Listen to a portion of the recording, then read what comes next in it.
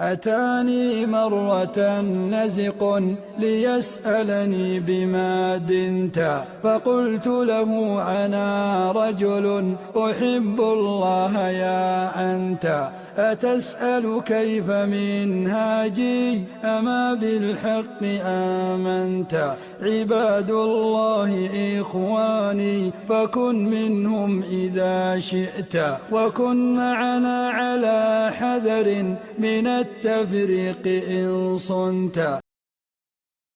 بسم الله والحمد لله والصلاة والسلام على رسول الله صلى الله على نبينا محمد وعلى آله وصحبه أجمعين برحمتك يا أرحم الراحمين. So we begin in the name of Allah subhanahu wa ta'ala. We also thank Muhammad sallallahu alayhi wa sallam, and we also thank the Sahaba radiallahu ta'ala ajma'een. Allah, my brothers and sisters, if it wasn't for the Sahaba, me and you wouldn't be enjoying this religion the way we do, and we actually wouldn't be talking about Muhammad sallallahu alayhi wa sallam, because they were the ones who actually really worked hard in order to take this religion forward. So me and you can benefit and learn this religion in the way we learn today. Inshallah, today we're going to speak about boycott of Quraysh and how they boycotted their own tribe and how they barred them socially, economically, and also this was after, I don't know if you've watched that 27th episode when we spoke about the Habasha, the first migration, when the people actually made sajda, when Muhammad sallallahu alaihi wasallam read the Surah Najm, and towards the end of Surah Najm there's a sajda. And so they were so mesmerized with the verses of Quran and the recitation. Imagine today when we listen to a great reciter, I mean, one of the ones that come to mind is Mishari Afasi, and all of you know he's very melodious and when he reads Quran. So imagine when Muhammad sallallahu alaihi wasallam would have read Quran, how melodious that would have been. And they all got mesmerized and they actually went into sujood. Even Abu Jahl and everyone who was listening to it, they actually went into sujood. And that triggered the migration, the migrants to actually come back, because they thought that the Meccans have become Muslim. They all prostrated to Quran and they all came back. And when they came back, they realized it was only that moment. You know, when it's like, you've watched so many videos of non-Muslim listening to Quran and they start crying and the tears coming down and they just get mesmerized by that recitation. It's not that they've converted.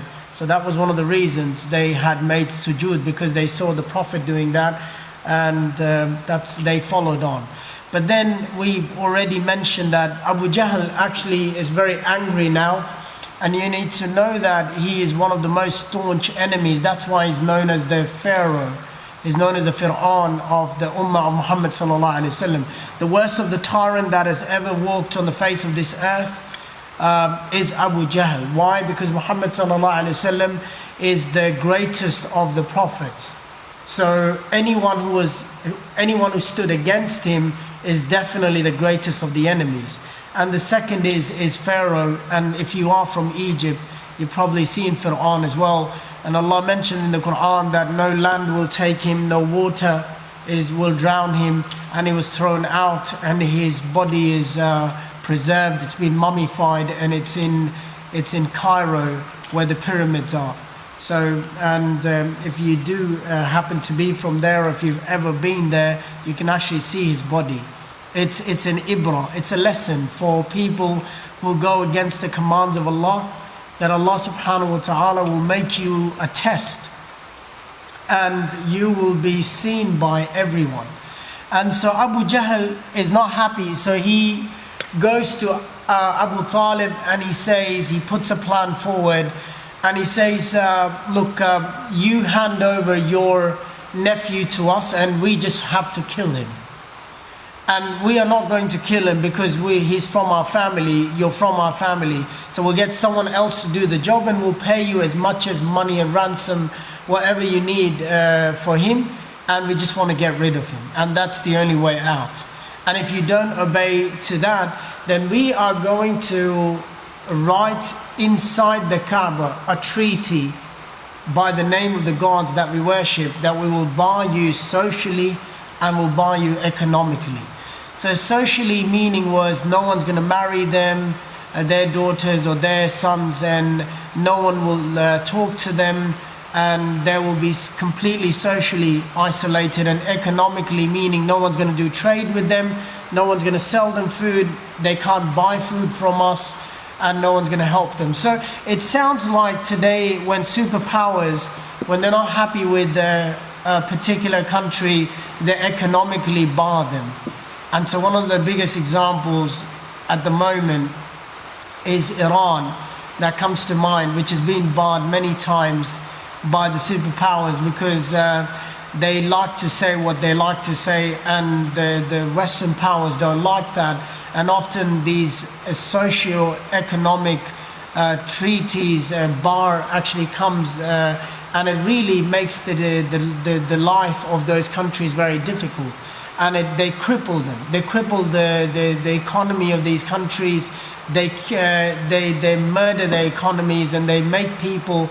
It's like our Muslim countries. I mean, if you look at most of the Muslim countries, the amount of debt we're under. I mean, the country where I come from, if you were to take $1 from here in Pakistan, it's 106 rupees. So that's a lot of money. I mean, having said that, the economy is not doing that well as well. For 106 rupees, you probably will not be even able to get bread and butter. I mean, the bread itself, what we get from the supermarket over here, I've heard it's close to 100 rupees. So even that's how difficult it is life over there. And to get a liter of milk, you're actually looking at 150 rupees. That's about, I mean, roughly about the amount we spend to get our milk as well. But again, we only spend $1.50, and they have to spend 150 rupees. And you'll be surprised, one of the greatest, the biggest of the notes in Pakistan is 5,000 rupees.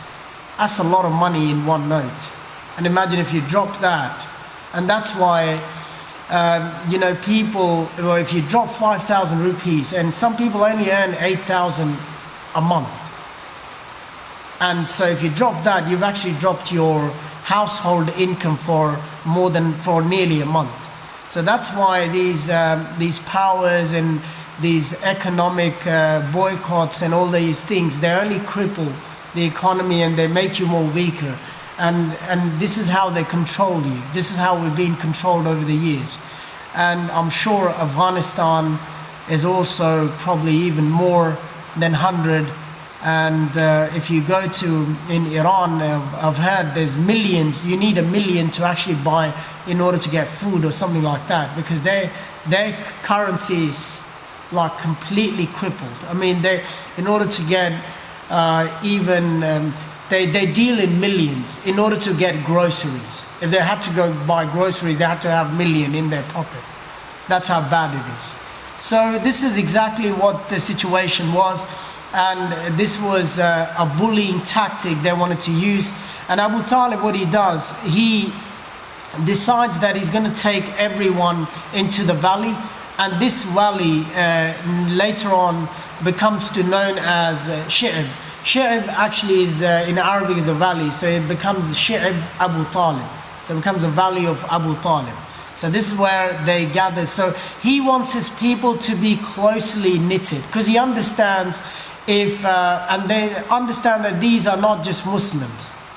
Well, Abu Talib is from Banu Hashim, and Banu Hashim is the bigger clan, and he's actually from Banu Mutallib, which is the grandfather of Muhammad SAW, and that's the sub-clan of Banu Hashim. So he gathers everyone in order to, in this difficult time, and because he's the leader, so everyone has to listen to him, and there are non-Muslims as well, and there are Muslims as well, and they all go and they start living in this valley. And all the weaker people, which are the Muslims of that time, they also gather and they also join Muhammad SAW, and they come in this valley. This boycott will last for 3 years, and this will be one of the most difficult times in the life of the Muslims and the tribe Banu Muttalib particularly, and also Banu Hashim, because what you will see, one of the narrations that comes to mind, and it's really mind-boggling, it is Abu Bilal radiallahu anh says, the way the animals will defecate, exactly that's how we would defecate as well, because we were feeding on just like how the goats and the sheep were what they were eating. So we were eating leaves and branches of the trees. And so if you have seen how a sheep defecates, he says this is how the humans were defecating. And we had no water, we were feeding on dead skin, the carcasses and bones and whatever was lying there, dead skin of dead animals. One of the narrations says Sa'ad ibn Abi Waqqas, when he went to urinate, and it was said in the middle of the night, I went to urinate, and while I was urinating, and where my droppings were happening, it was a sound coming from the ground, and it was not a normal sound of how the soil is. So in this dark, I looked forward, and it was the skin of a camel, and it had some meat on it, and I washed it, and I washed it until I was satisfied it was clean, and I cooked it and I ate it for 3 days. And that was a difficult time that they were going through. And in these difficult times, also what Quraysh did in order to make this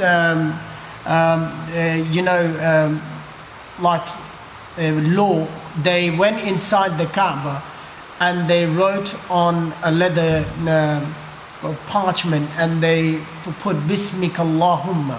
So remember we said that they believed in Allah as well. So they said in the name of Allah subhanahu wa ta'ala, and Banu Hashim is barred, Banu Mutallib is barred for any socio-economic deals with Quraysh anymore.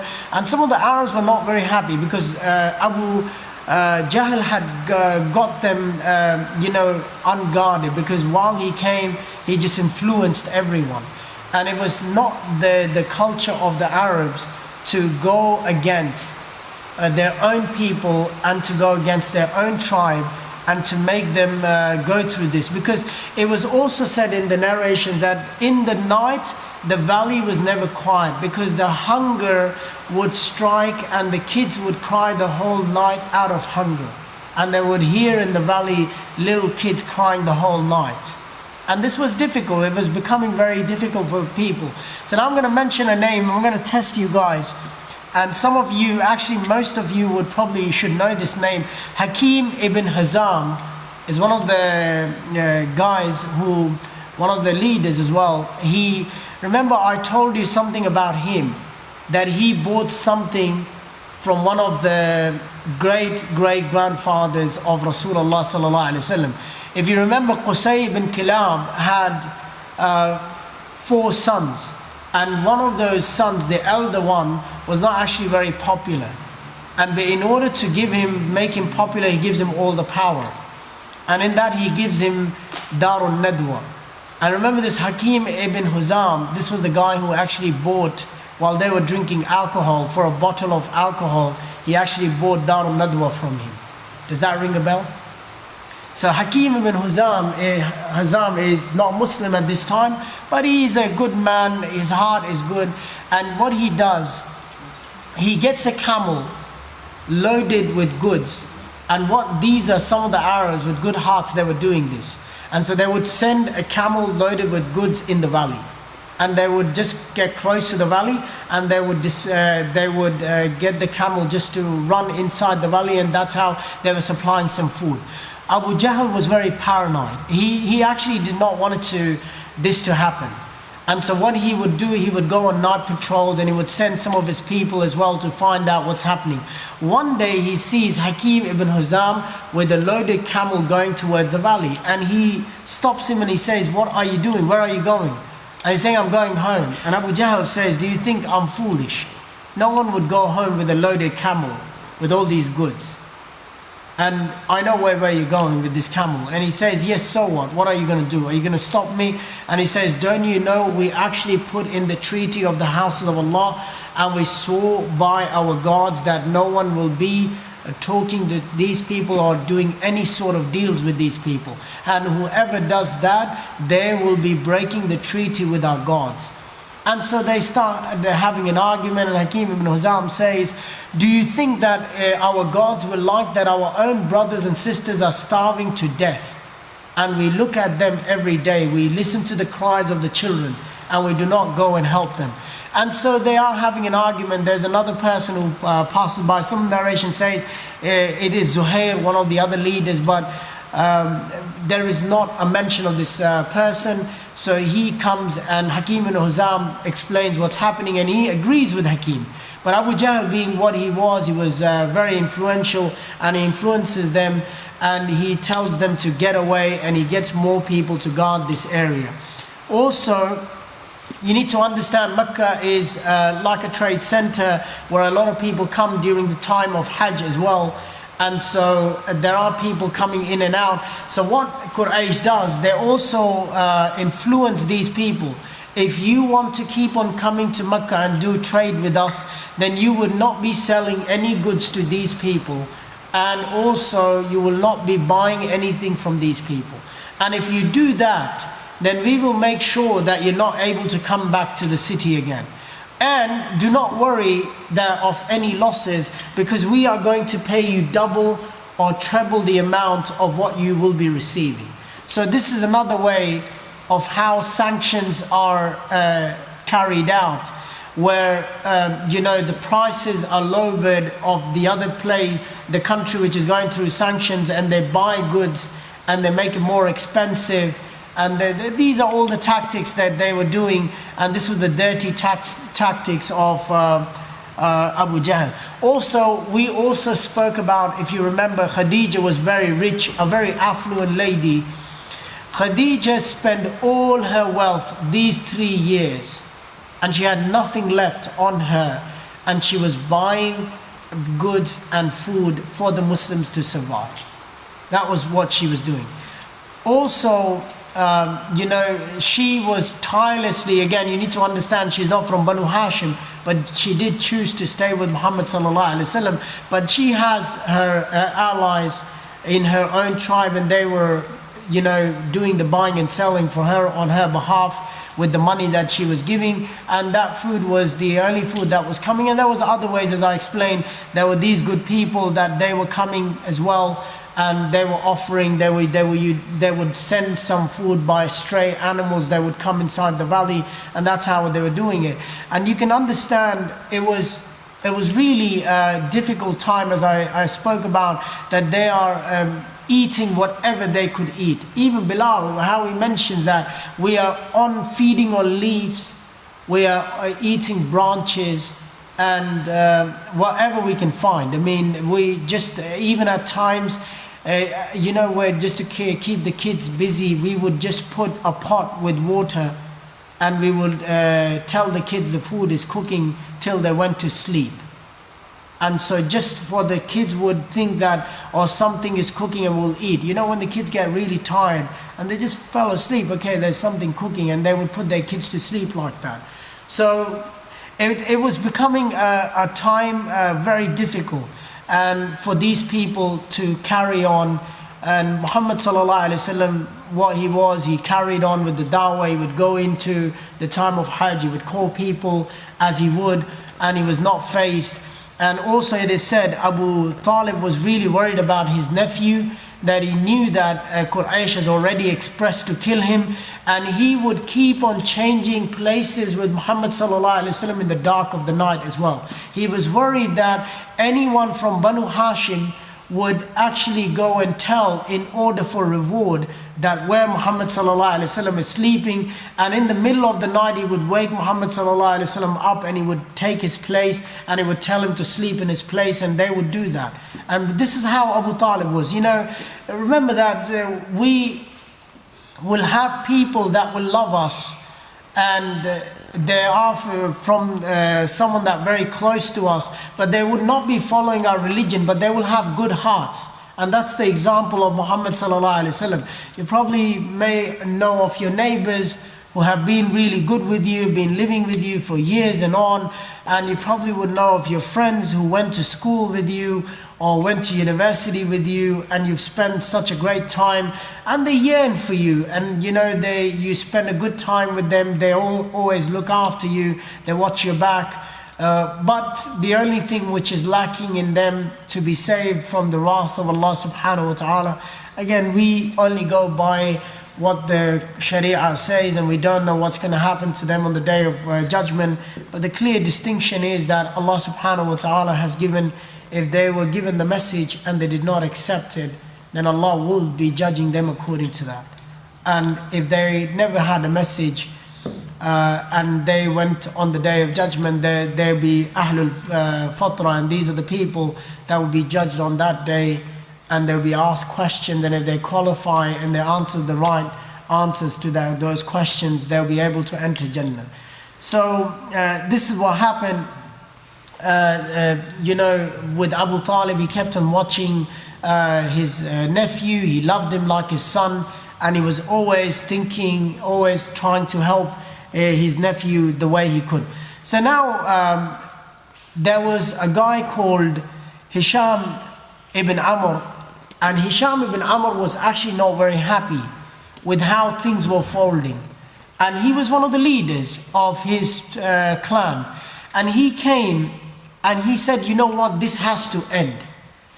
People will be talking about Quraysh, how low has Quraysh gone, that they have deserted their own people, and they have barred their own people, and they're seeing them and they're watching them die. And remember, this is towards the 10th year of the da'wah of Rasulullah sallallahu alaihi wasallam. 6 years of da'wah, we've heard about the persecution and everything. Nothing's working now. This is the best way in order to, and Abu Jahl comes up with this again, with this plan, that to bar them and to put them in a place where no one could see them and we could have no engagement with them. But these other people, the Arabs, they know their people, their family members, and they are yearning for them. So this is what you know, Hisham ibn Amr, he actually goes to speak to someone, and he thinks of his friend Zuhair ibn Umayyah. And he goes to Zuhair ibn Umayyah and he says, we need to put an end to this. This is becoming out of reach, and what they're doing to our people is not right. And it is also said that some people also fell sick and they died because living in these conditions were not right. And Zuhair ibn Umayyah says, you know, I completely agree with you, but we are not enough in order to you know, break this treaty. We need more power, we need more leaders. And so they go around and start looking for who's going to listen to them, and they come across Mut'im ibn Adi. Mut'im ibn Adi, another powerful man in Mecca, and a very powerful Qurayshi, and they go to him and they put their case forward, and they're very happy. I mean, Mut'im ibn Adi is happy and he wants an end to this, and he says, I'm with you. But then Mut'im ibn Adi says what Zuhair ibn Umayyah said, and he said, we're too little. I mean, we're only 3 people, and when we go to Darul Nadwa, there's many other leaders which are against this. We need more people. And so now they say, you know what, we need to find other people. So they now go and they find another man, Abul Bukhtari ibn Hisham. And Abul Bukhtari ibn Hisham is another person which is known for his generosity, and they go to him and they tell him this is the thing. And Abul Bukhtari says, you know, it's a good plan, but we still need at least one more person. If he comes on our side, then we'll be able to go and talk to Quraysh. And so after that, after looking for a little while, they come across this man whose name is Zuma'a ibn Aswad. Zuma'a ibn Aswad, when he hears this, he's also very happy, and he says, I'm happy to help. But now they also say, look, we cannot just go and attack them and say to them what they're doing is wrong. Because in that way, what's going to happen is, Abu Jahl's very smart. He's going to know that we've met and we've hatched a plan, and that's why we're coming forward. So they say, you know, when we go to Darul Nadwa, where the meeting happens every morning, as I said, all the elites, this is the parliament. If you remember, this is the parliament of Quraysh, and that's where all the decisions are made. And so they say, you know what, we have to go in a way that we also have a voice and we sound very influential. So they hatch a plan. They say, you know what, when we go to Darul Nadwa, we're actually not going to sit together. We're going to sit far away from each other. So when you start putting your case forward, you start speaking, then when Abu Jahl or anyone tries to bring you down, another person will stand up from another corner and he'll start speaking. While he starts telling that one off, the third one will stand up from another corner and will start speaking. So they wanted to actually make it look like that there's a lot of people who are in support of this. And so they were smart, because this was a very smart thinking. You know, when you go, it's like if you were, if you were talking and you were saying something, and there was only a few people that were standing there, sitting in front of you, and they all spoke at the same time, it would be very easy. You would know, okay, these are your, these are the ones that you are in opposition. But if everyone's speaking from every corner, it just feels like everyone's against you. So you need to listen to what these people are saying, and this is exactly what they wanted to do. So in the morning in Darul Nadwa, they get there, and the first person is Hisham ibn Amr. And Hisham ibn Amr, when Abu Jahl is speaking, he stands up and he says, what you're doing, Abu Jahl, is not right. These are our family members, and we listen to the cries of the children every day, and you should be ashamed of yourself, and we all should be ashamed of ourselves, and I don't think so this treaty should be carried forward. And Abu Jahl starts arguing, and he says, we all agreed to this, you all agreed to this, and we are sitting over here, we signed a treaty, we hung it inside the Kaaba, and we put it into a parchment as well, and it's done and dusted. We took an oath in front of our gods, and now while he's trying to stop Hisham ibn Amr to speak, Zuhair ibn Umayyah from another corner, he stands up and he said, who said we all are with you? I'm not with you. And then Abu Jahl looks at the other corner and he says to him that, how can you speak? We've already spoken about this. While he's trying to speak to him, now Mutallib ibn Adi from another side says, I'm also with them. We should not be carrying on with this treaty. And now Abu Jahl, now he's starting to think, what's happening? There's voices coming from all corners. While he tries to tackle Mutallib ibn Adi with his words, now Abu al-Bukhtari from the other side starts speaking. And now this is a very well hatched plan. And now when he tries to speak to him, before he could say anything, Zuma ibn Aswad starts speaking, and now it just feels like everyone is talking, everyone, and we all are against this. We never said that we were with you. And now this is where Abu Jahl is a very smart man. You need to remember, we said he was known as Abu al-Hukm. He was not known as Abu Jahl. Abu Jahl was the only name that was given by Rasulullah sallallahu alaihi wasallam. Why? Because if you know, in Arabic, Abu al-Hukm means the father of wisdom. And Abu Jahl is the father of ignorance. Why was he the father of ignorance? Because Muhammad sallallahu alaihi wasallam said, you are not wise if you cannot recognize who God is. You can never be wise. If you were wise, you would have known who God was. And so he says, هَذَا أَمْرٌ قُضِيَ بِاللَّيْلِ. He says, this is not something that just happened. This is something that you planned overnight to come and do. So now he's very smart. This is a very smart man, understand that. And he says, وَتُسَوِّرُ فِيهِ بِغَيْرِ هَذَا الْمَكَانِ. And this is not something that you just did right now over here. You did not just all got up all of a sudden. You have actually come together on an earlier day or in a night before this, and you all came together and you hatched a plan that you're going to do this. And right at this time, Abu Talib is also come to Darul Nadwa, because Muhammad sallallahu alaihi wasallam has been shown a dream. He's been shown a dream that the treaty that they drafted and hung in a parchment in the Kaaba has been eaten away by the termites. Except for one part is left. Bismika Allah. That in the name of Allah, that's the only part which is left. And he says to his uncle, go to them and say that if this is the only part left from that treaty or from that boycott, whatever treaty they made, then you have to let Banu Hashim, Banu Mutallib to come back.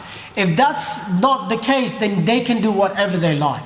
And so Abu Jahl is now thinking, you know, Kaaba is locked, we've got the keys, no one's allowed to get in there. And this is all lies. And Muhammad SAW, they are only telling this so that we can allow them back in. So he says to them, to Abu Talib, if this is not right, then we will take Muhammad and we will let you in. But if this is right, then we're not going to harm him and we're going to break this treaty or this boycott and you can actually come back in. There'll be no sanctions on you. And so Abu Talib is very confident. Remember, he believes in his nephew. The only thing he does not believe is the religion that he doesn't take. But everything else he says, he believes in him.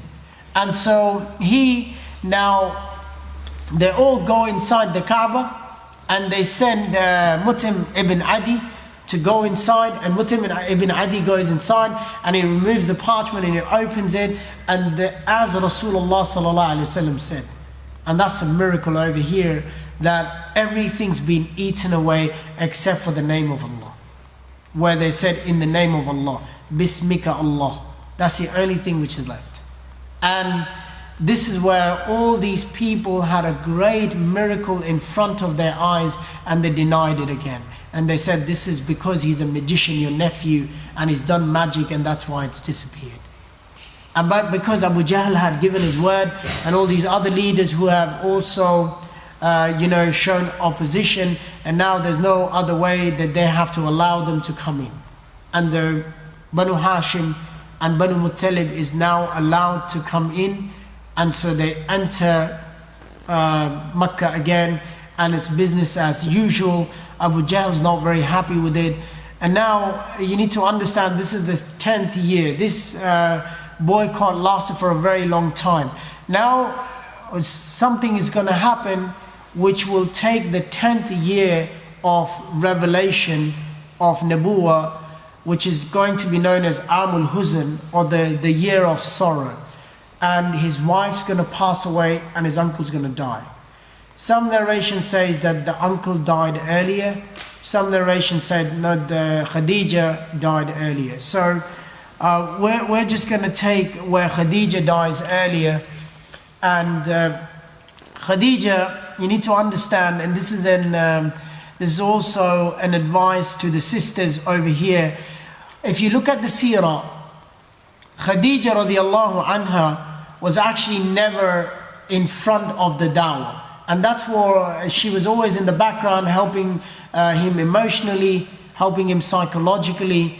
When he became a prophet, she was there. She was the first of the Muslims ever to come to Islam, was Khadija. She accepted him. And that's what Islam shows the role of the wife in essence. That also a role of a woman. That at times you're not going to be able to be in the front line. But if your husband or your brother or your father is involved in that, support them. Because by supporting them, you become the part of the dawah. Today, we all want to be in the limelight, we all want to be at the front. But understand, as a sister, as a mother, as a wife, or as a daughter, if you were there assisting your father or your husband or your brother or your son in order for them to go and give the message of Islam, you would get the reward of your son the way he was giving the message of Islam. And that's what we all need to understand. At times the time does not allow us, by a woman looking after the children, growing Muslim children in the house, giving them the right nurturing, where the children grow up to become Muslim. She's done the dawah, she secured a place in Jannah. She will be the one who will be crowned on the Day of Judgment. But at times, because we live in a society which has become, everyone has to be in the limelight. If you look at Khadija, you would never hear that she was giving dawah to Abu Jahl or she was giving dawah to Utbah. She made it easy for Muhammad SAW. She looked after all the daughters in the house. You've actually never heard in the seerah about Ruqayya You've actually never heard about Kulthum. You've actually never heard about Zainab. The only thing we heard about Fatima was last week when Uqba ibn Abi Mu'ayt put the internals on the back of Rasulullah when he was drenched into the blood of the internals of the camel. And when he got up and he cursed all 7 of them. And that's the only time Fatima was in the picture. That she came out, she assisted the father in order to get remove that. Because we spoke about the internals of the camel could be really heavy. Imagine even the gunk and the dirt, whatever is in there. It's a really heavy thing, and it was on his back and he could not move. He was drowned into it.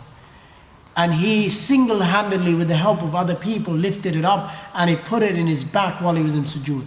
That was the only time Fatima came out. But where women were there, like Nusayba radiallahu anha, where you're going to listen there, she was a warrior. She took arrows on the day of Uhud. Arrows that were coming to Rasulullah sallallahu alaihi wasallam. A narration should say is that she had 18 wounds from the arrows while she was taking those arrows which were coming to Rasulullah. And that's how she was defending it. The women of Medina were very different. The women of Mecca were very different. And that's another thing. Well, the women, and don't get me wrong, I mean, they spoke back to, when they came to Medina, I mean, there's an amazing narration where Umar ibn Khattab goes to complain about his wife talking back to him. And when they came to Medina, because Medina was a society where they were involved in work, they were working with the men as well, they were in wars as well. But in Mecca it was a very different society. So it's like when, and we also as brothers, you need to understand, I mean, when your wives or your sisters or your mothers and your daughters, where they can get frustrated if they're working hard and they go out, they can also went to you. And this is how it shows that Omar's wife was talking back to him, and he went to Rasulullah sallallahu alaihi wasallam.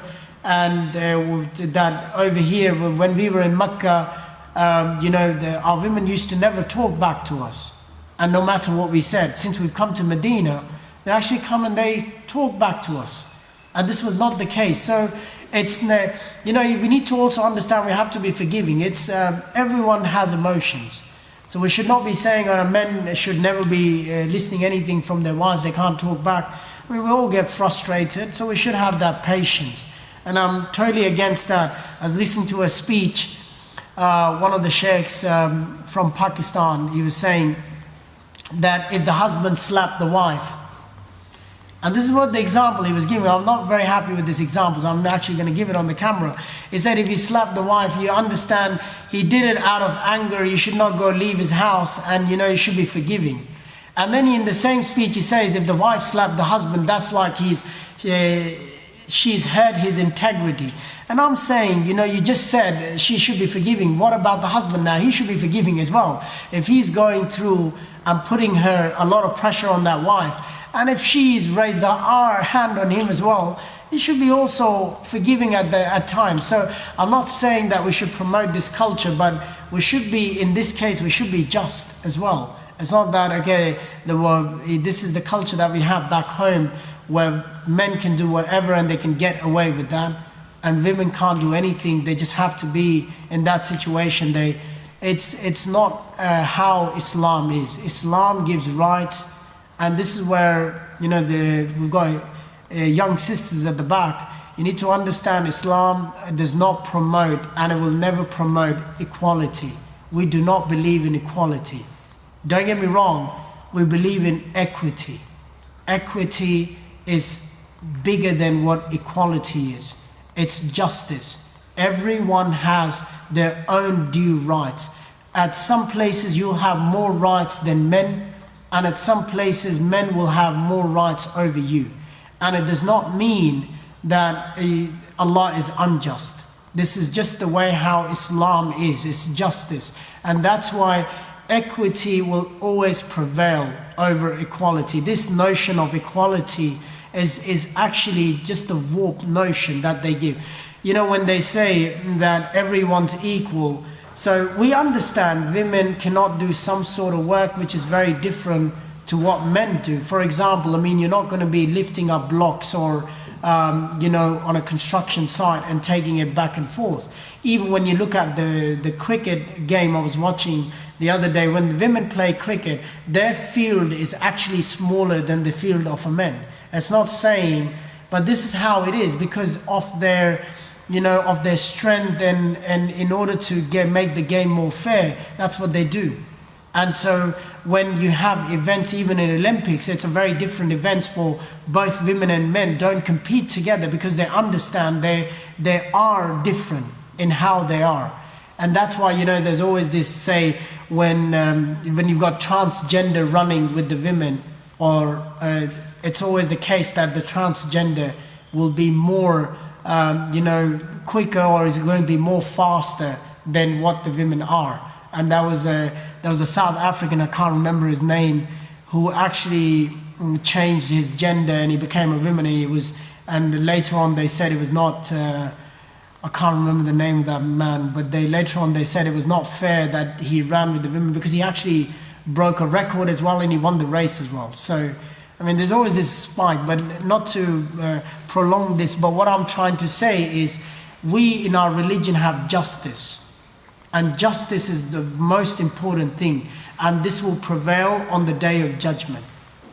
And this is something that will help us on the day of judgment. If Allah was not just, then me and you would not be happy on the day of judgment.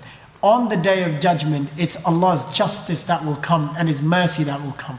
And that justice will be more, He'll be more merciful with His justice to the ones who followed Him in the right way. If we followed Him in the right way, He will show more mercy to us. So remember, justice is very important. And in whichever case, I mean, I always say this, and I'm going to say it again. If you're not going to allow your son, if you're not going to allow your daughter to go for a movie in the night, then don't allow your son as well. Don't set that standards in the house. This is justice, because your son, and often it's the case in our community, especially mine, son can go wherever he wants and a daughter cannot go anywhere. She's not even allowed to go to the school camps as well. So, and this is how it is. So, but we need to have the same standards in the house when they're growing up. And again, we need to also, when our young children are getting married, we need to tell them to learn Islam, what Islam teaches, what are the rights of a wife, what are the rights of the husband.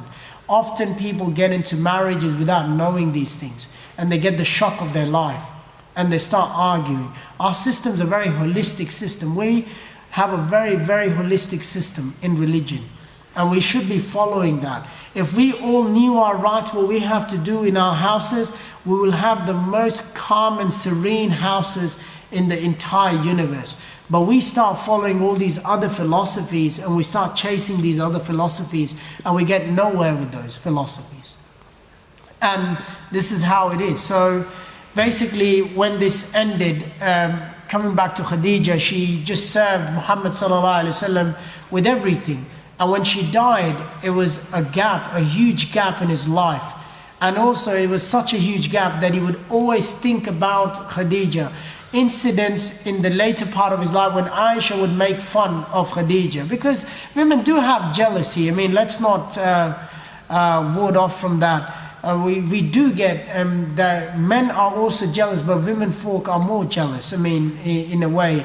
Not stereotyping. I mean, it's just a view where you see, when someone's looking more beautiful, or if they've got the best of the clothes, and there's a lot of competition that goes on. You want to get that makeup, you want to look like that, or you just want to dress up like that. You want to go get those high heels.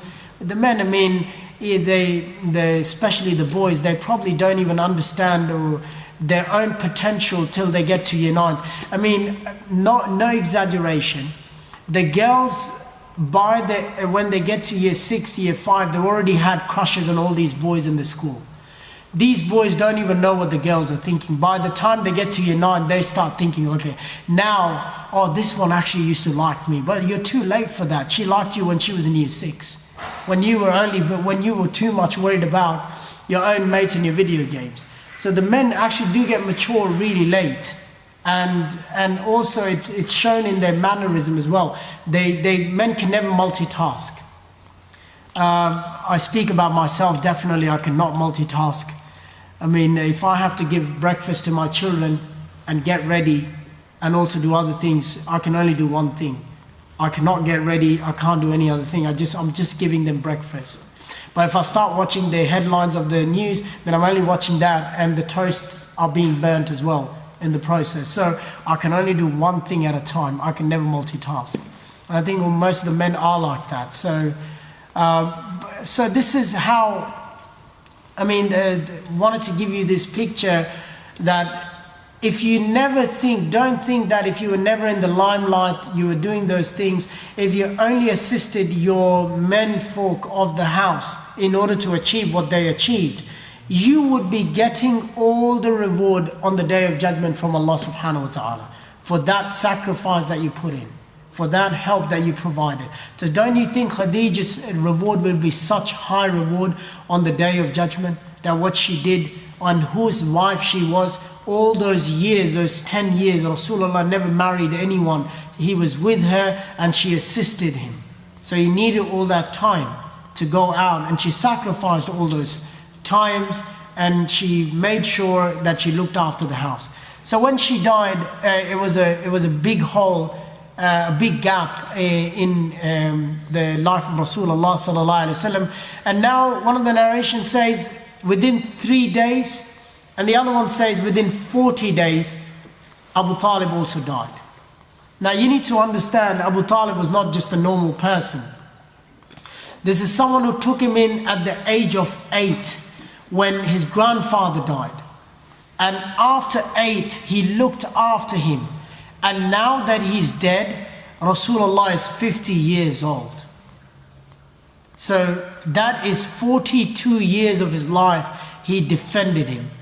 He never let any harm come to him. Never.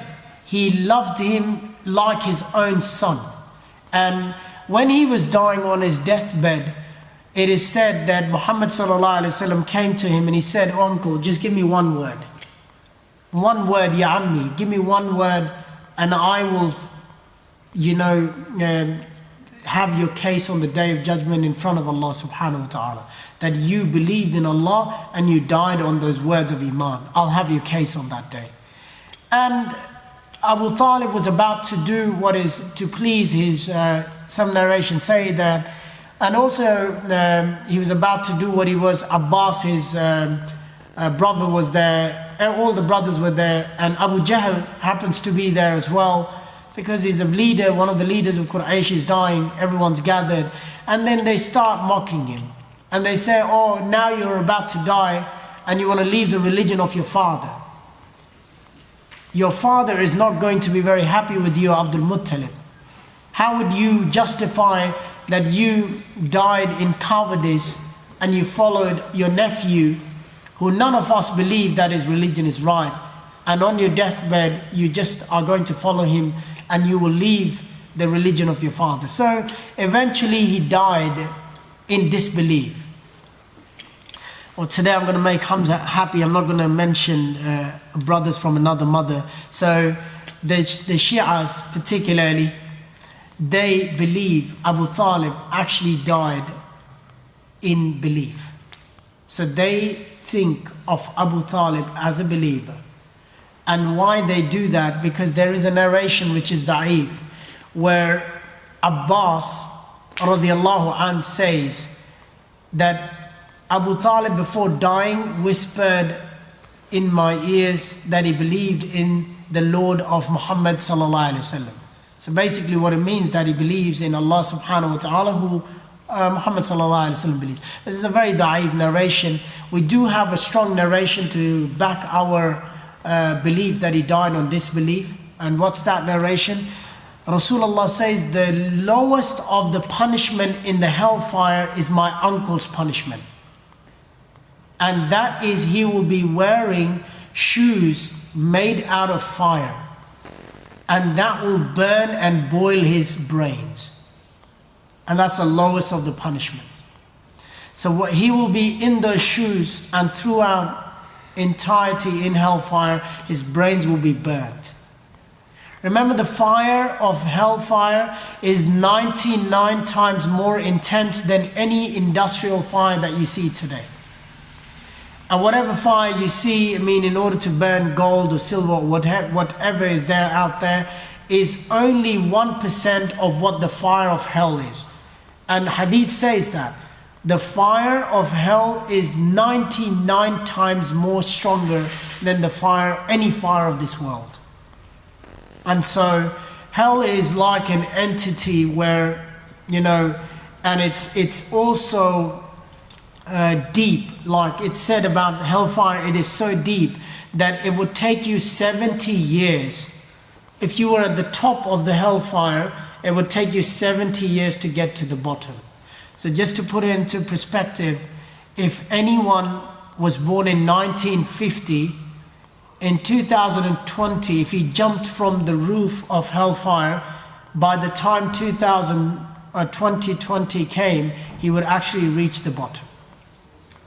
So if you chucked a baby which was born in 1950, by the time 2020 came, he will get to the bottom of hellfire. That's how deep it is. So this is how, and we believe, and this is our belief, that he was not a Muslim, he died.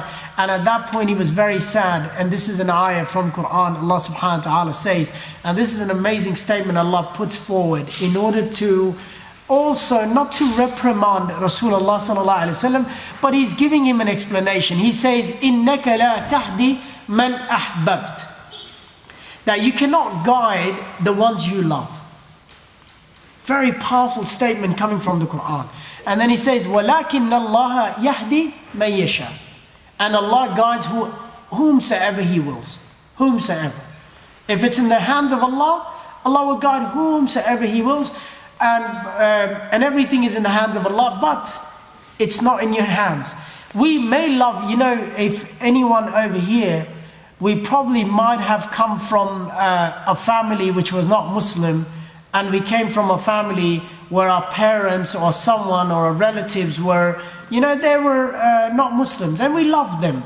And remember, there's two kinds of love. It's a natural love. There's a religious love and there's a natural love. Me and you will all sit over here. We've got this religious love. Even when we say, you know, when we say, Allahumma ansur al-Islam wal-Muslimin. That's a dua we made for everyone. That Allah, you know, make this religion successful and the Muslims also successful. But that's a religious love that me and you have. But then there is a love which is, you know, which is a personal love. Which is a love that comes through our connection with those people. And that was the love that Rasulullah sallallahu alaihi wasallam had. And he had this special love for Abu Talib. And that's why he always, in the back of his mind, and he always wanted Abu Talib to become, you know, he wanted him to become a Muslim. And Allah did not want that. And that's what Allah subhanahu wa ta'ala is saying. إِنَّكَ لَا تَهْدِي مَنْ أَحْبَبْتَ. Allah will not guide the ones that you love. Allah may not guide the ones that you love. وَلَكِنَّ اللَّهَ يَهْدِي مَنْ يَشَاءُ. But Allah will guide whomsoever He wills. He will guide anyone that He likes. So this was a very difficult time, and when Abu Talib died, Muslims at that point in time in the whole entire Mecca were 150. So 10 years of hard work has only got 150 Muslims. That's a lot of days in 10 years. That's about 3,560 days. And if you were to even count the days, I mean, you only got 150 Muslims. And out of those 150, 80 or odd have migrated and are living under Najashi. They're living in Habasha. They're not even there. So there's only 65 or close to 70 which are actually living over there. Now, with Abu Talib dying, there's something very special happens. Abu Lahab, being a very senior leader, he of the family, the senior member of the family, the eldest uncle, becomes a leader. And when he becomes a leader, he shows a lot of he shows a soft corner towards Muhammad sallallahu alaihi wasallam. So he's become a leader. And now it's seen that Abu Lahab is saying, goes to Muhammad and he says, you will have all those rights that you had under Abu Talib. No one will say anything to you. My nephew, do whatever you did at that time. Remember, this was a staunch enemy of Muhammad sallallahu alaihi wasallam. It reminds me of, often it's like when the young boys, the macho mans, when they're young, they say, when we're going to get married, I'm going to keep my wife like this. I'm going to tell her what to do. I'm going to tell her when to wash the dishes. I'm going to go out. I'm going to do this. I'm going to do that. But once the responsibility comes, the tables are turned. You see, this boy was saying all these things. He's the one who's washing the dishes. He's the one who's doing the laundry. He's the one who's doing everything. So often when responsibility comes, that's when you realize how intense the responsibility is. So Abu Lahab was an enemy, and he said he's going to do this, he's going to do that. But once he became the leader, he realized, he's got a social responsibility. He's got a social responsibility towards his nephew. He has to protect his nephew and that is how he wanted to go about. But Abu Jahl, as you know, again in the picture, he went to him and Uqba, both of these guys, they went and Utbah and Abu Jahl, they went to Abu Lahab and they said, oh, we've heard you become Muslim. And he said, no, I've never become a Muslim. I am just letting my nephew do what he used to do when we were in the leadership of our brother. And he said, but all right, he says, okay, let him do whatever you're letting him do, but just go and ask him, what does he think of your father? Just go and ask him and say, where is my father? Abdul Mutallib, your father, where is he? So, and this was a very smart plan from Abu Jahl, because Muhammad sallallahu alaihi wasallam is not going to lie. He's going to say he's in hellfire, or he is, where he is. So, because he never believed in Allah. So he goes and he says to his nephew, my nephew, I just wanted to ask you, where's your grandfather and my father? And Muhammad sallallahu alaihi wasallam is very smart. There's something that me and you will have to learn from Muhammad sallallahu alaihi wasallam. He doesn't say, oh, he's in hellfire, he's that, he's that. He says he's with his people. Abdul Muttalib is with his people. And that was a very smart answer. I mean, you haven't been elaborative, you've just said the right thing. You haven't lied. I'm not saying you to lie. Often what happens, the young ones, they just become, they just become over elaborative. So they just elaborate so much, even if they don't have to do it. The situation does not demand that. And they just say, oh, this one's a hellfire, you're going to hellfire. You just say, look, you be with your people. I mean, there's no lie about that. So he goes back to Abu Jahl and Uqba and he says, Muhammad sallallahu alaihi wasallam said he's with his people. And he says to, Abu Jahl says to Abu Lahab, are you foolish? Where do you think he says our people are? And at that point, Abu Lahab realizes that what Muhammad sallallahu alaihi wasallam has said, that he's in hellfire. And he becomes very angry. And he goes and he says to Muhammad sallallahu alaihi wasallam, and see, remember, he had this soft corner. It was not because he probably did not love Rasulullah. It was only because he had this tribal responsibility. There are leaders, when they're coming in power, they say, we'll do this, you bring us, we'll do this. We're going to change the whole entire. And that comes to the example of our Prime Minister. When he was coming, he was saying he's going to remove everything, he's going to do this, he's going to remove corruption and everything. But when he came into power, he realized with responsibility, you could not just do that in a day or two. There's only one Prime Minister that I can think of in the history of Muslim world who, when he came, he brought revolution. And that was Khomeini of Iran. Actually, if you look at him, when he actually came, he brought revolution within days. He massacred the generals and all these corrupt people, which is again not the right thing, but this is what he did. It is said that he invited them in halls, that all these corrupt generals, and he locked them up and he burned the whole thing down. And he just watched all these people die. And that was a revolution that came. And that, probably some of you were not even born. Myself, I wasn't even born at that time.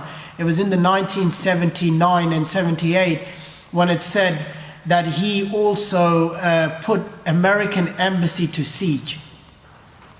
And it's a very famous documentary that's been done, that he puts the whole American embassy at siege. And everyone's come out, all the public's come out, and America's trying to negotiate, trying to save passage for these people. And that was some revolution that I've seen, that in one night that everything was completely turned upside down. I'm not saying that he was a great leader. I do not agree with this philosophy, but I'm giving you an example. But often what happens is, anyone says that they're going to come and change the whole world, they're going to make corruption disappear. It doesn't happen, because once you come in the seat, and once you sit on the seat of responsibility, that's when you realize, you know what, I said all these things, but it's very hard to execute them. It's very difficult. You know, often we sit from outside, if I become the Prime Minister, I'm going to change the whole world. It doesn't happen like that. Once you get to that responsibility, you realize it's a very difficult job. There are so many people in the line that you have to work with in order to make changes. You cannot make changes only because you've come into power. And that's why I gave an example of our Prime Minister of my country, of my background, where I come from. He said a lot of things, but I understand he's got so many limitations when he's come in power. It's not easy. So Abu Lahab actually takes his protection off him. Now Muhammad SAW is, at the disposal of people now. Now he's got no protection, no one whatsoever. Everyone belittles him. Everyone goes around, throws garbage at him. Little kids are calling him names. Everyone is pushing and shoving him around. And he's got no refuge now. There's no one who's going to take protection of him. And in order to take protection, you have to be the leader of the tribe. So Hamza, Abbas, they're all young. And they're from Banu Abdul Mutallib. And they will not be able to take his protection. So now this is where in the 10th year, he decides, in this, which is the year of sorrow, when he's lost these two people, he decides that he's going to go to the tribe of Al-Thaqafi, which is in Ta'if, where he's going to go and preach religion, and maybe they will accept Islam, and in that way he'll be able to, call them to the religion. And that's what he decides. And we're actually going to stop over here. One of the other thing as well, just before I finish, I forgot to mention, there was a guy who was Bu'aid ibn Amr. He's the one who actually wrote the boycott, the sanction on the paper, on that treaty that they did against Quraysh. It is said after he had finished writing, within days his hand became paralyzed. The hand that he used to write that sanction, Bu'aid ibn Amr, his hand was paralyzed for life. Till he died, he was never able to move that hand. There's another miracle for Quraysh to see, but again, they did not take heed of any of those miracles. And again, Abu Lahab's, as I said, there was not out of love of the Prophet. It was only because he took responsibility of the tribe, so he thought that was his moral obligation to protect his family. And when Abu Jahl came and they, hatched the plan and their plan worked, he actually freed him from his protection and he said, "You're on your own." And from there, Muhammad SAW, eventually he goes towards Ta'if, and that's where we're going to bring an end. And today, inshallah, we're going to start the tafsir of Quran as well. And I'm actually going to start with Surah Al-Fatiha. And before we do that, I'm happy to take questions, and then we will just spend 10 minutes on Surah Fatiha, and I'll try to go into also Surah Baqarah as well, because Ramadan is coming in. As I said, I'm going to put a very brief summary of the Quran in front of you. If you come to Taraweeh, you should be able to understand. If you stand, you'll be able to listen to Quran, you'll be able to understand what the reciter is saying.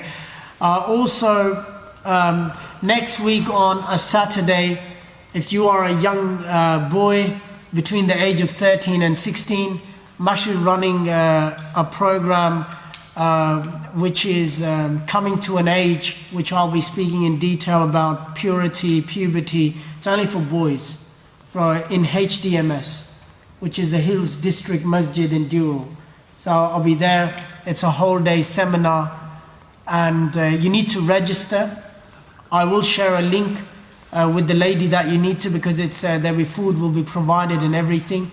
And because she was saying it's good to register, because the boys, they often happen to eat, and when they do eat, they eat a lot. So we just want to cater for their needs. So it's I don't know what they're serving. I'm thinking it's pizza. I mean, it goes for everyone. Hamza, sorry you missed the cut by 2 years. I know you've turned 18. It's only for 13 to 16. But what I'm going to do, I'll try to record it. I'll be very explicit. I'll be speaking about contemporary issues, and I'll be speaking about a lot of issues that the kids have in puberty.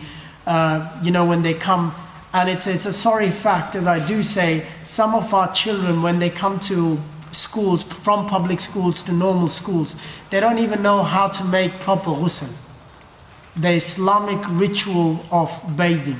They actually don't know that. And did you know that the only time they get to, some of the Muslims, only time they get to get the ritual Islamic bathing is when they die? No exaggeration. All their lives, they never knew how to, when they were in the major impure state, how to purify their bodies. There is a way in Islam, it teaches us for both, for men and women, when you are in that major state of impurity, how it's not just you stand under the shower and you get purified. We've got a way of purifying ourselves. We've got a process, and that's one of the things that we follow. And I will be speaking about that on that day. And one of the biggest ones we have with our boys nowadays in the country that we live in. And we will be speaking about, really touchy issues as well. And I remember, so what was your name? Muhammad. Muhammad, oh, this is an easy name, I can't forget it. We've been speaking about Muhammad. So Muhammad speaking about, we've got people who do not call themselves he or she. And they had a question regarding those people. And I'm being very explicit again. So those people, so I explained it. We've got these questions, we're growing up over here. And when it comes to, when it comes to these questions that we often ask about the gays, and is that the way of Islam? Does Islam promote that? And all those things, we do have these questions. And these are relevant questions.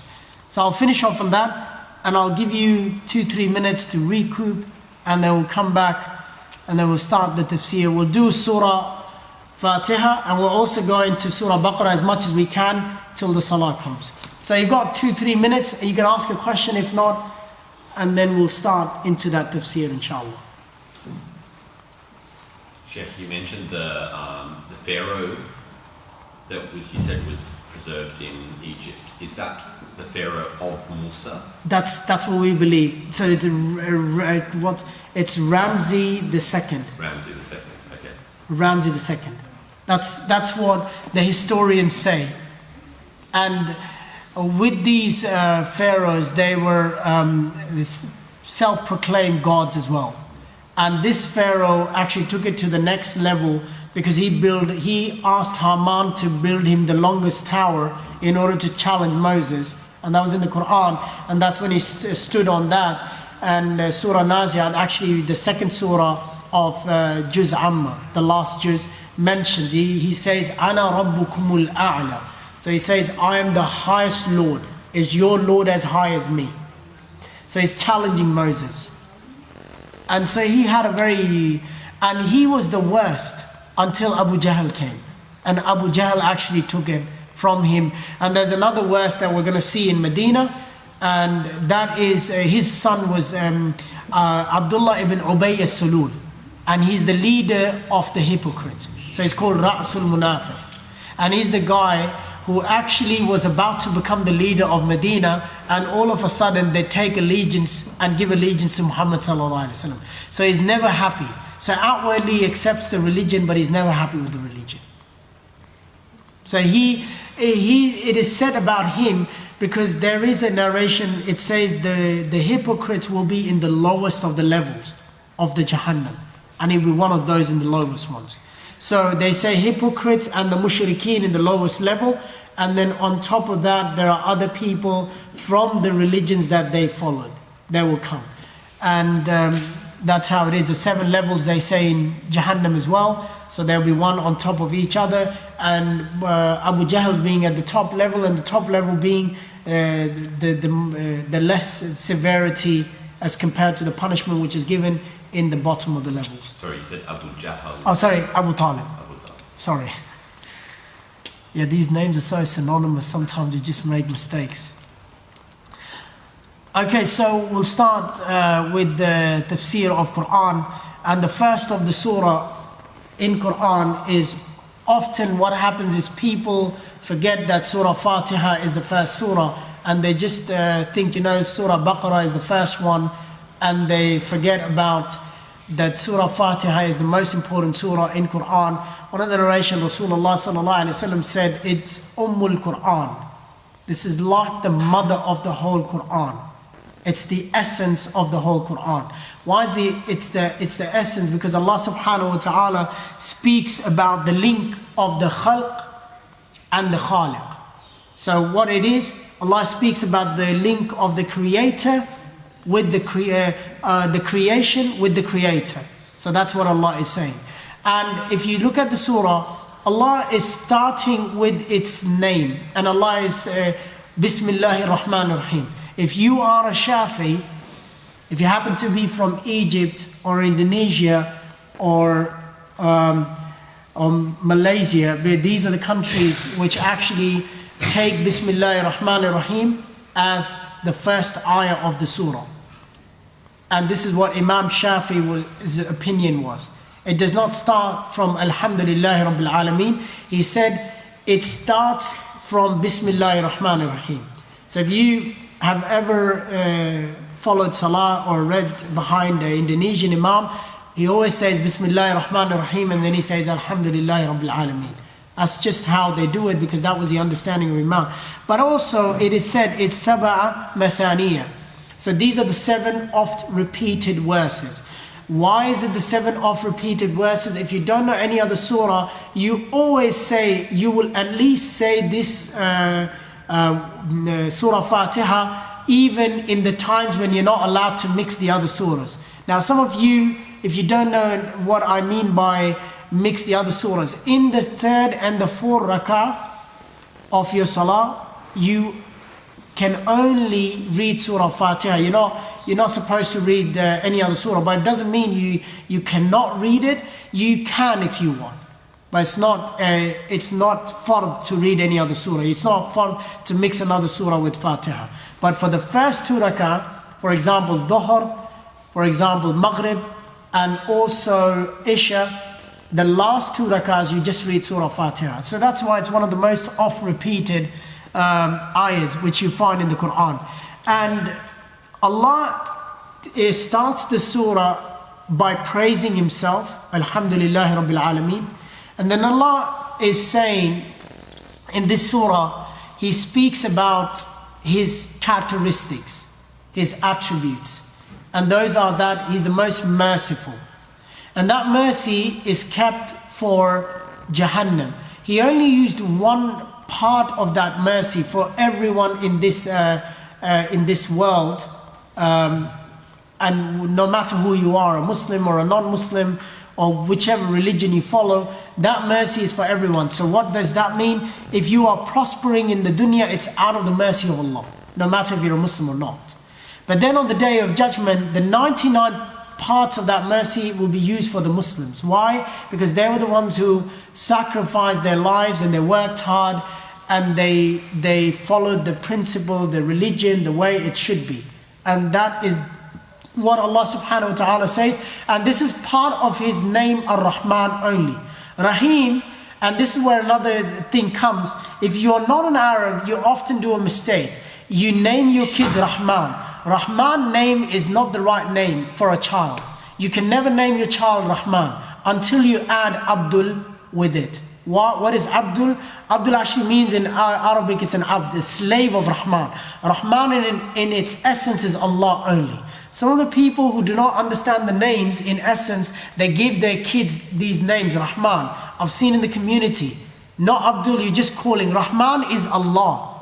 It cannot be a man. It's like Allah is a name for Allah.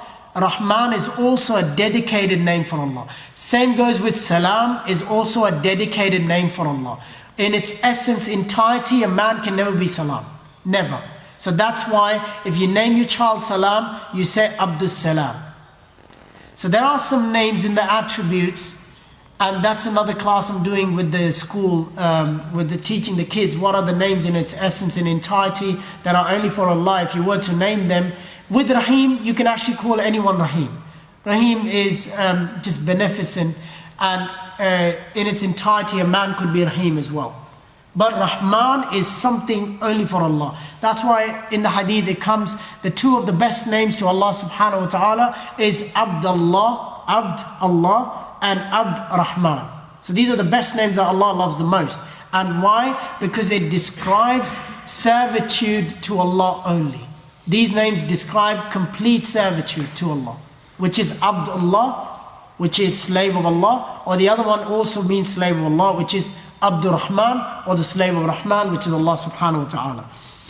And then Allah subhanahu wa ta'ala says about Sirat al-Mustaqim. And Sirat al-Mustaqim is everything. This Quran is Sirat al-Mustaqim. That's the introduction that Allah is giving, that this Quran is Sirat al-Mustaqim. You have to follow the Quran, whatever it says. And the life of your Prophet is Sirat al-Mustaqim. So what we are doing over here, this is Sirat al-Mustaqim. And what we are reading at home in Quran or anything, this is Sirat al-Mustaqim. How is the life of Rasulullah Sirat al-Mustaqim? وَمَا يَنْتِقُ عَنِ الْهَوَىٰ. That whatever this man says, he does not say from his desire. We inspire him to do it. And we inspire him to say it, and he says it. His words are revelation. So that's what the Prophet was. So you remember, the prophets are infallible. All the prophets. They do not commit major mistakes. They make mistakes, but those are those mistakes which are wiped away just by good actions. They don't have to make istighfar. These are mistakes out of ignorance. For example, where Rasulullah SAW frowns, abasa wa tawalla, that he frowns away from the blind man. He keeps on looking on the other direction. Why? Because when the blind man comes, it was in a way because Abdullah ibn Maktoum in the surah, he wanted to ask a question. And he's a blind man. He doesn't know if Rasulullah is looking away. Imagine, he's a disabled person. So Muhammad SAW is not putting him down. Don't consider that way. He is just paying more attention to these VIPs of Quraysh so they can accept Islam, and he was just trying to ignore him at that point. And at that point Allah revealed the ayahs, and Allah is saying to Muhammad SAW that do not desert your own people, the ones who believe in you. These people are the ones that will never believe in you. These are the ones that believe in you, so acknowledge them. And so because he was blind, he didn't know what Rasulullah was doing. He was coming to Rasulullah and he frowned. He looked in another direction. So as a blind man, you wouldn't know if he's looking at you or not. He was probably trying to talk to him. And also there was another place in Surah Kahf where he says to the Jews that Jibreel comes to me every day. And that's where, if you read Surah Kahf every often, it says, إِلَّا أَيْ أَشَاءَ اللَّهُ وَاذْكُرْ رَبَّكَ إِنْ نَسِيتَ. That do not say anything until you utter the words, inshallah. I will do it, inshallah. And again, that brings me to another inshallah, which is the Arabic inshallah, which is embedded in the Arabs. I mean, it's a funny story. When the Arabs say inshallah, not to put the Arabs down again, but it's like it's their language. And a lot of times when the Arabs say inshallah, it means it's never going to happen. I mean it. It actually means it's never going to happen. Because it's like it's their language. They're just saying inshallah. You know, you can ask the Arab kids, they're sitting over here, if the father said, inshallah, we're going to do it tomorrow, that means we're not going to do it tomorrow. Because that is never going to happen. That inshallah, because Allah will never want that to happen. So with the others, we take inshallah as a zikr, because some of us actually don't even understand what inshallah is till we grow up to a certain age. And this is how it is, because I remember when my brother-in-law was building a house, and this guy was mashallah bearded, and he came and he said to my brother-in-law, and this is when he was digging, and they had to remove the sand. You know, when you're building a house, the first thing is excavation, so they have to come and dig and all that. So he said, inshallah, brother, I'm going to be here tomorrow, inshallah, on the dot, and we're going to be taking all the trucks out. And guess what? He never came for 2 weeks, because he said, inshallah. My brother-in-law is telling me, you know what? Look at this man. He's going to say, inshallah, mashallah, subhanallah. I said, you know what? That's his language. He's just using his language. And so Allah was telling Rasulullah, do not utter anything until you say inshallah. And guess what? Jibreel actually did not come to him for a month. That was not to say that Muhammad SAW did the mistake, but just to also, Allah has a way to teach His prophets as well. So prophets are infallible, remember that. So then Allah actually speaks about the right path, and in that right path Allah says, the best of the path is the path of the ones that I have bestowed my mercy on him, and not the path, the ones who have angered me and the ones who I have led astray. So wala-dhalin, the word is actually particularly used, we can say it on the camera, it's not hidden for anyone, it's actually used for the Jews, because they were led astray in the tafsir. And غَيْرِ الْمَغْضُوبِ, the ones who have angered, sorry, it's the other way around. The ones who are angered are the Jews, and the ones who are led astray are the Christians. So it's mentioned, and this is how the ulama understood it. Because the Jews were the ones who angered Rasulullah, Allah subhanahu wa ta'ala. Because they were given so many prophets. You imagine every prophet from Isaac, which is Ishaq, the son of Ibrahim alayhi salam, from him all the way to Jesus, which is Musa alayhi salam, everyone came to the Jews. And the Christians had their own prophets, which they say, which is Zakaria, but these are all Bani Israel, they're from Bani Israel. And the Christians were more naive, and they were led astray. Why?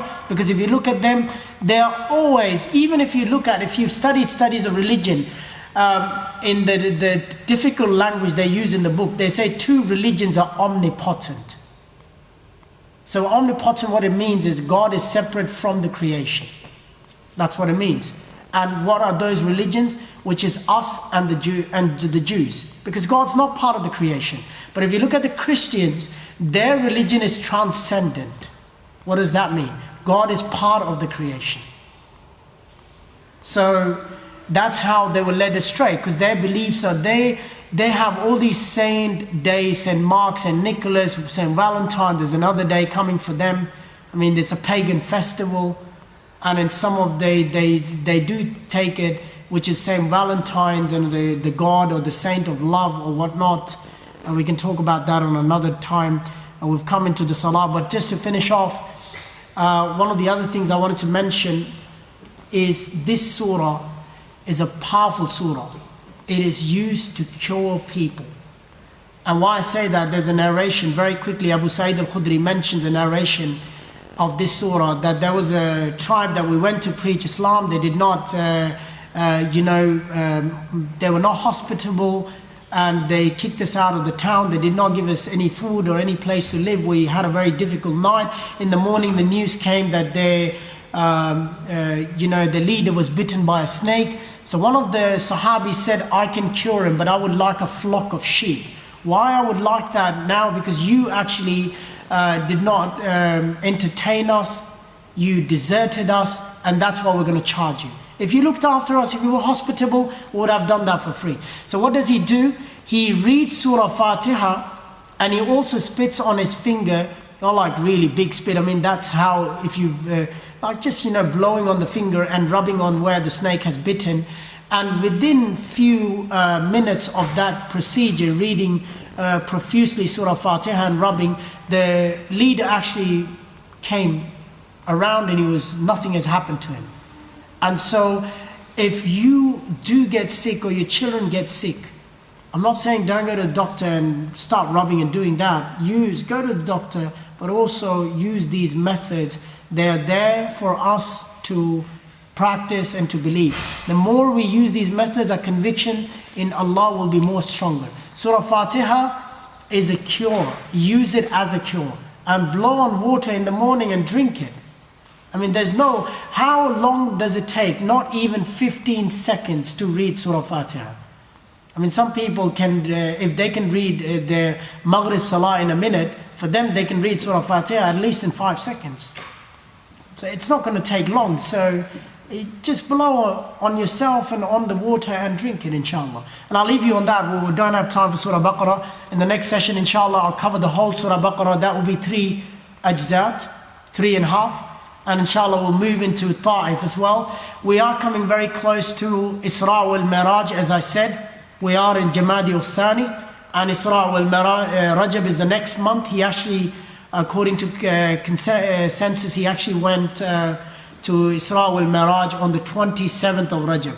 I am hoping the way I'm going, around that time I'll be also narrating that story.